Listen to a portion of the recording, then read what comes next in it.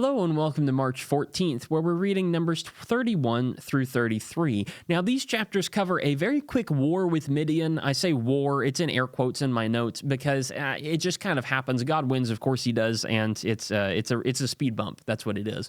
They also cover a little bit of settling into the land of Canaan. This really isn't going to happen yet. It's not going to happen in force until we get to later books in the Bible like Joshua, but for now, there's actually a little bit of settling that goes on, so that's interesting to think about. And then a quick historical recap of where Israel went and tracking their journeys through the wilderness. It'll make sense in just a minute when I go into further detail, but hopefully that's a good enough summary to get you started. If you're interested in more details to figure out what goes in each individual chapter, chapter 31 covers the war with Midian and how God just decimates them and pays Israel a bunch of money from their carcasses. That's not a nice, very way to put. That's not a kind way to put it, but it's true, right? It's not a gentle way to put it, but it's accurate.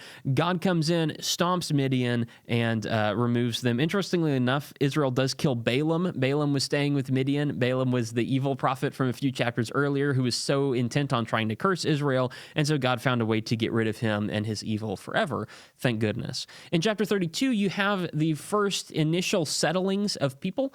After they've cleared out a bit of the east land, the east side of the Jordan River, the east part of Canaan, several of the tribes see that and say, oh, I think we should settle here. Reuben, Gad, and half of Manasseh end up making settlements on the east side of the Jordan. Of course, Moses says, everybody fought for your land. You don't just get to settle down and then let everybody else fight for their land. And so Reuben, Gad, and half of Manasseh agree that they're going to help conquest the west side for the other tribes, but they do make their home in the east and they start to settle down. They are the first people to start inheriting the land of promise, as God has said. That happens all the way back here in the end of Numbers. When you get to chapter 33, then it's just a historical recounting of all the places that they went.